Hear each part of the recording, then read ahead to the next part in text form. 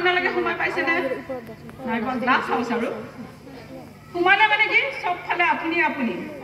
কুকুৰটো সোমাল সিটো নিজকে চবফালে দেখা পালে এইফালেও সি সেইফালেও সি চবফালে সি তাৰপিছত কি হ'ল সি কিন্তু নিজক বুলি ভাবা নাই সি ভাবিছে চব বেলেগ বুলি ভাবিছে আৰু সি ভুকিব আৰম্ভ কৰিছে সি ভৌ ভৌ কৰিছে আৰু সেইফালেও ভৌ হৈছে ক্ৰমান্বয়ে কৈছে ভৌ ভৌ কৰিছে আৰু সেইফালেও ভুক কৰি আছে তাৰপিছত কি হ'ল ক্ৰমান্বয়ে বাঢ়ি গ'ল আৰু এটা সময়ত কি হ'ল সি মৰি গ'ল কিয় মৰিল সি অৰ্থাৎ আমি যি চিন্তা কৰোঁ সেইবিলাক হ'ল ৰিফ্লেকশ্যন আমি যি ভাবোঁ যি চিন্তা কৰোঁ সেয়াই বাস্তৱায়িত হয় আমি যদি ভাল চিন্তা কৰোঁ আমাৰ ভাল হ'ব আৰু যদি আমি অনবৰতে বেয়া চিন্তা কৰোঁ সেই বেয়া চিন্তাটো বাস্তৱায়িত হ'ব গতিকে আমি সদায় আমাৰ চিন্তাৰ জৰিয়তে পৰিচালিত হওঁ অৰ্থাৎ আমি যদি মনত সদায় নেতিবাচক চিন্তা মোৰ একো নহ'বই নেকি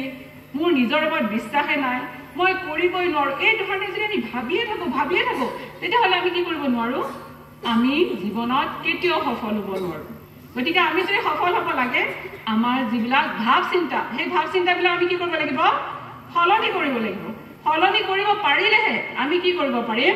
জীৱন মাৰ্গত আগুৱাই যাবলৈ সক্ষম হ'ম গতিকে আপোনালোকে আজিৰ পৰা মানুহৰ জীৱনত সমস্যা থাকিবই বিভিন্ন সমস্যা আছে মানুহৰ জীৱনত কিন্তু মানুহে জীৱনটো আগবঢ়াই নিবই লাগিব গতিকে যি হয় হ'ব মই কিন্তু ইতিবাচক চিন্তা দি আগবাঢ়ি যাম যোনে যি কয় ক'ব মানুহৰ কথাৰ ওপৰত গুৰুত্ব কেতিয়াও নিদিব সমাজত বহুত ব্যক্তি আছে আপোনাৰ ভাল হ'লেও ভাল পাব জানো আপুনি উঠকচোন তলত নামাবলৈ বহুত মানুহ থাকে অকণমান যদি ওপৰলৈ উঠে তলত টানিবলৈ বহুত মানুহ থাকে আপোনাৰ দুখত কান্দিবলৈ কোনো নাহে কিন্তু মৃত্যুৰ সময়ত আহিব হয়নে নহয় একেবাৰে বাস্তৱ কথা গতিকে নিজৰ মনক শৰীৰক সুস্থ কৰি ৰাখক আৰু ইতিবাচক চিন্তা দি আগবাঢ়ি যাওক মই এতিয়া শ্বাহৰুখ খানৰ মাতৃৰ ভূমিকাৰ কথা এটা কওঁ দীঘলীয়ে হৈছে চাগে নহয় চমু কৰিম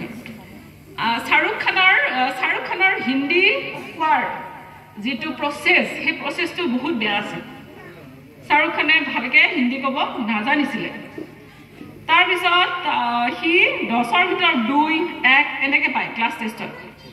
তাৰপিছত মাকে তাৰমানে তাক কি ক'লে যে তুমি ইংলিছত ভাল যদি মাৰ্কছ পোৱা তেতিয়াহ'লে মই তোমাক চিনেমা হলত চিনেমা দেখাব নিম শ্বাহৰুখ খানে খুব ভাল পালে সেই কথাটো শুনি সৰুকালৰ কথা তাৰপিছত সি চেষ্টা কৰিলে চেষ্টা কৰোঁতে কি হ'ল তাৰ লিখাৰ ষ্টাইল কোৱাৰ ষ্টাইল হিন্দীৰ ভাল হ'ল ভাল নম্বৰ পাবলৈ আৰম্ভ কৰিলে আৰু মাকে কি কৰিলে তাক হলত লৈ গ'ল চিনেমা দেখাব ভাল নম্বৰ পাই মাকে চিনেমা হলত চিনেমা দেখায় এনেকুৱা কৰোঁতে এটা সময়ত কি হ'ল সি বহুতেই ভাল হৈ গ'ল আৰু আজি আমাৰ মাজত শ্বাহৰুখ খান যাক বাদশাহ নামেৰে জনা যায় হয়নে চিনেমা জগতৰ এজন সুপ্ৰতিষ্ঠিত অভিনেতা স্বৰূপে আমাৰ মাজত আছে গতিকে ইয়াত মাতৃৰ ভূমিকা আছে নে নাই মাতৃৰ ভূমিকা আছে মাতৃয়ে কৰিব নোৱাৰা কাম একো নাই গতিকে মাতৃয়ে কি ক'ব লাগে তুমি কৰা মই আছোঁ তুমি আগবাঢ়ি যোৱা মই আছোঁ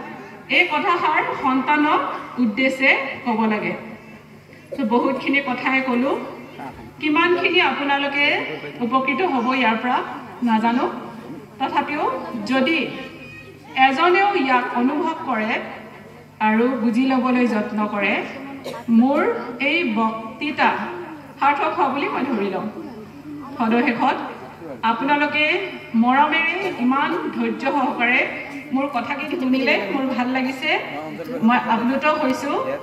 আৰু মোক দ্বিতীয়বাৰৰ বাবে এই অনুষ্ঠানলৈ আমন্ত্ৰণ জনোৱাৰ কাৰণে মই এই বিদ্যালয়ৰ সমূহ বিষয়ববীয়ালৈ ধন্যবাদ জনাইছোঁ আৰু এই বিদ্যালয়ৰ সৰ্বাংগীন উন্নতি সাধন হয় যাতে তাক মই কামনা কৰি আজি মোৰ বক্তব্য সামৰণি মাৰিছোঁ